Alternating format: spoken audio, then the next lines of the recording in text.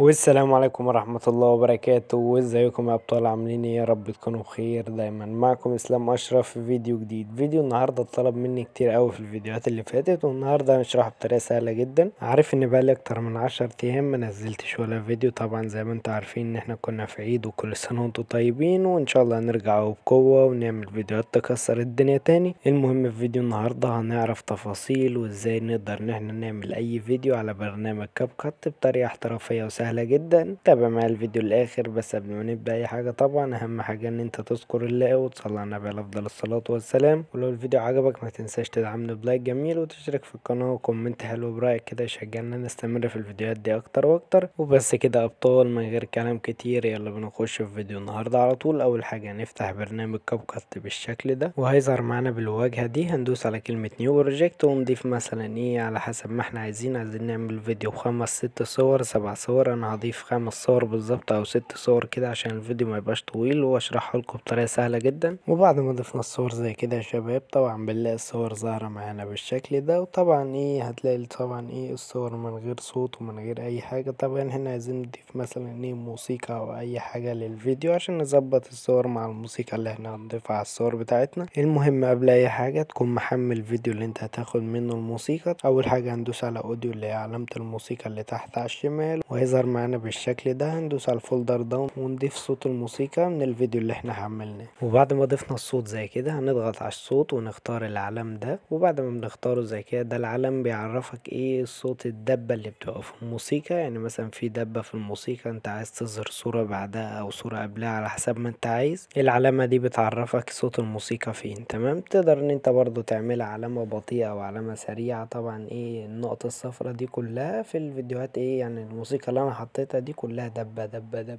تقدر ان انت تخليها ايه بطيئة، يعني مثلا ممكن يعمل لك 5 6 دبات في الموسيقى بتاعتك.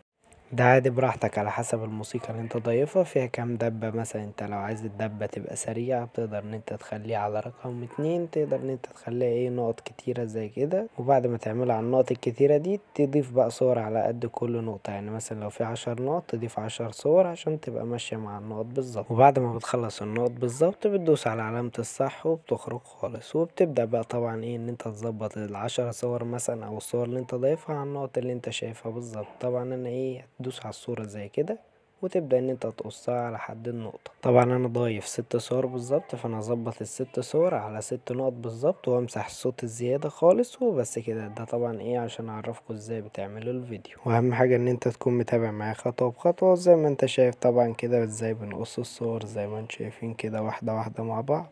وبعد ما خلصنا الصور زي كده نبدأ ان احنا نشيل الصوت الزيادة. طبعا انت عندك مش هيبقى فيه صوت زيادة، هيبقى الصوت بتاع الفيديو انت حاطط على قد صوره بالظبط. تمام كده. انا مش عايز اطول عليكم الشرح.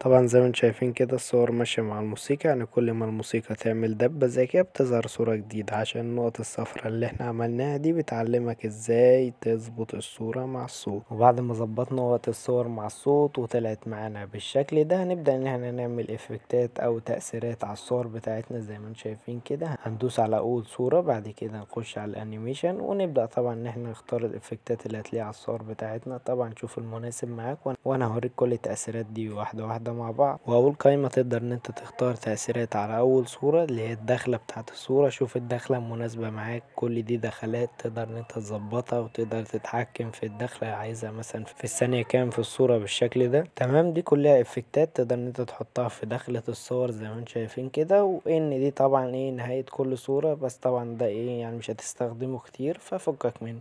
كومبو دي بقى فيها كل الافكتات الترند اللي كل الناس بتستخدمها. تقدر ان انت تستخدمها في الصور بتاعتك كلها.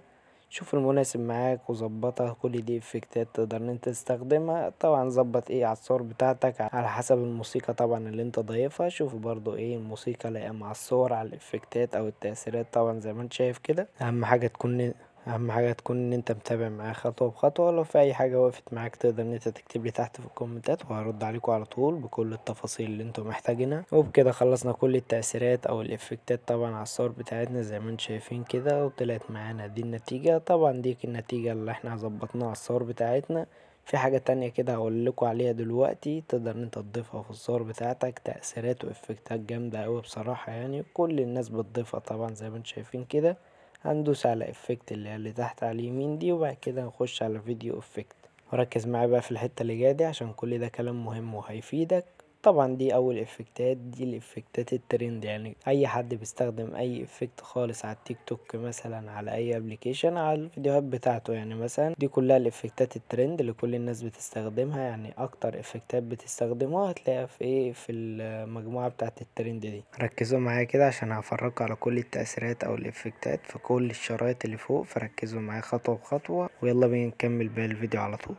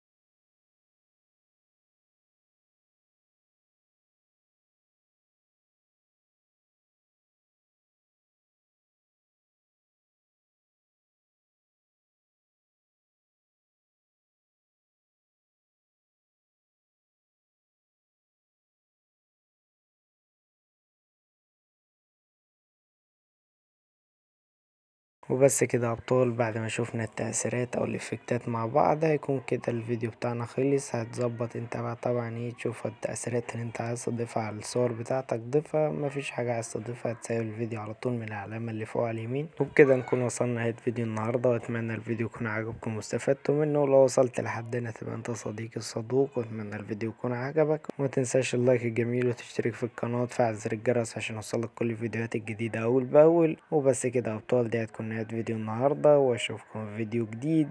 سلام.